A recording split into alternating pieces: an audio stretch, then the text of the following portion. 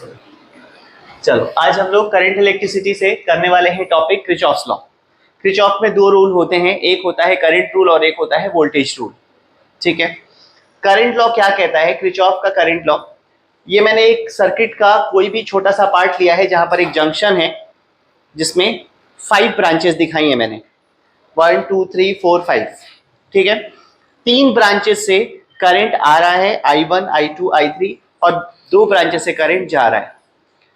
Kirchhoff का current law ये कहता है कि किसी भी जंक्शन पे टोटल इनकमिंग करंट और टोटल आउटगोइंग करंट बराबर होना चाहिए। क्लियर है? सिंपल है। अगर इसको कहा जाए दूसरे तरीके से कि स्टेटमेंट में क्या लिखना है तुम्हें, तो लिखना है the algebraic sum of all the currents at any junction is 0।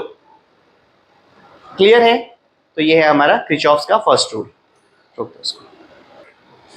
अब किरचॉफ का सेकेंड लॉ, सेकेंड लॉ हम कहते हैं किरचॉफ का वोल्टेज लॉ, केवीएल, या फिर कहते हैं लूप लॉ। अब इसमें क्या होता है, हमें क्लोज लूप कंसिडर करना होता है। अब क्लोज लूप में हम सारे पोटेंशियल ड्रॉप्स को ऐड करते जाएंगे, मतलब वोल्टेजेस ऐड करना है हमें, और नेट वोल्टेज जो होगा over a close loop is 0। ये हमें शो करना है, sum of all the potential drops are 0। अब वोल्टेज ऐड करने का कुछ सेंस होता है कि हम कहां पर पॉजिटिव और कहां पर नेगेटिव लेने वाले हैं। ठीक, अब जैसे मैंने यहां पर एक लूप लिया, करंट का डायरेक्शन ऐसे चल रहा होगा, तो मैं कहता हूं मैं लेने वाला हूं ए बी सी डी ए। ठीक है, केवीएल अप्लाई करूंगा ए बी सी डी ए में। अब इसके बाद ए से चलते हैं, यहां पर आए, कोई वोल्टेज नहीं है, यहां पर एक वोल्टेज मिला हमें, यहां पर वोल्टेज मिला, तो रेजिस्टेंस का वोल्टेज क्या होता है? I R. This is minus I R. Minus क्यों लिया मैंने? मेरा लूप का डायरेक्शन और करंट का डायरेक्शन अगर सेम हो तो रजिस्टर में तुम्हें माइनस आई आर लेना होता है। ठीक, अगर मैं इधर से आता तो प्लस आई आर लेता। ओके, अब करंट भी इधर और मैं भी इधर जा रहा हूं, same direction, minus I R. इधर से आए, ये नेगेटिव और ये पॉजिटिव होता है। मैंने लो टू हाई गया तो हो गया प्लस वी, और कहां पहुंच गया? ए पे। ए से शुरू हुआ था, ए पे पहुंच गया, दैट विल बी 0। इसका सिंबल मैं लिख देता हूं, कैसे करना है। ये लेते हैं, मान लो डायरेक्शन ऑफ लूप, अगर करंट ऐसे है तो माइनस आई आर, अगर करंट ऐसे है तो प्लस आई आर, अगर बैटरी में नेगेटिव से पॉजिटिव गए तो प्लस वी, और अगर नेगेटिव टू नेगेटिव गए तो माइनस वी। ये लेना होता है, ये तुम्हें याद रखना है। चलो एक एग्जांपल लेते हैं किरचॉफ के क्वेश्चन का। किरचॉफ सिर्फ लॉ से कंप्लीट नहीं होगा, हमें क्वेश्चंस करने होते हैं।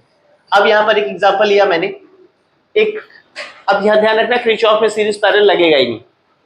किरचॉफ तभी आता है जब सीरीज पैरेलल खत्म हो जाए, मल्टीपल बैटरीज यूज होने लग जाए, तब किरचॉफ की बारी आती है। ऑलमोस्ट हर साल बोर्ड में ये क्वेश्चन रहेगा 3 मार्क्स का। अब ये देखो, यहां से करंट आ रहा होगा, सबसे पहले करंट का डिस्ट्रीब्यूशन करना है। हमें ये सोचना होता है कि टोटल इनकमिंग टोटल आउटगोइंग हर जंक्शन पे बराबर होना चाहिए, मतलब करंट रूल फॉलो करना है। और यहां पर लेते हैं मान लो I1, ठीक है, इधर ले लेते हैं मान लो I2, इधर I2 गया, अब इधर क्या जाएगा? ठीक है, इधर I1 गया है, तो इधर आ जाएगा I1 प्लस I2, मतलब 2 करंट आना और एक करंट जाना, तो टोटल 2 आना, मतलब I1 प्लस I2 आया, तो एक गया होगा, I1 प्लस I2 गया होगा। अब लूप का डायरेक्शन ले लेंगे, कोई रूल नहीं है, तुम जैसे चाहो डायरेक्शन ले सकते हो। चलो मैं यहां पर इस तरीके से लेने वाला हूं 2 लूप्स। ठीक है, ये लूप 1 और ये लूप 2। मैं लिखने का तरीका ही बता देता हूं, कैसे लिखेंगे हम लोग। यहां पर लिखते हैं बाय अप्लाइंग, अभी तुम लोग मत लिखना, KVL in loop A B C F A. समझ आ रहा है?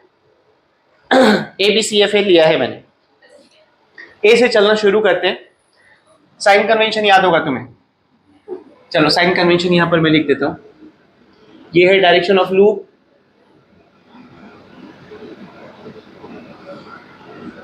सेम डायरेक्शन में अगर करंट और आर मिले तो यस, अब ऑपोजिट डायरेक्शन में मिले तो पॉजिटिव।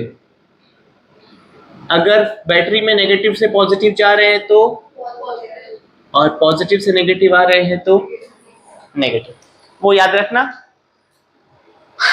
अब यहाँ पे हम लोग लेना शुरू करते हैं। ए से चलना है हम लोगों को और घूम के ए पे आना है।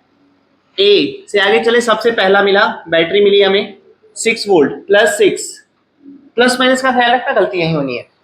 फिर उसके बाद अब यहाँ पर -2 या प्लस,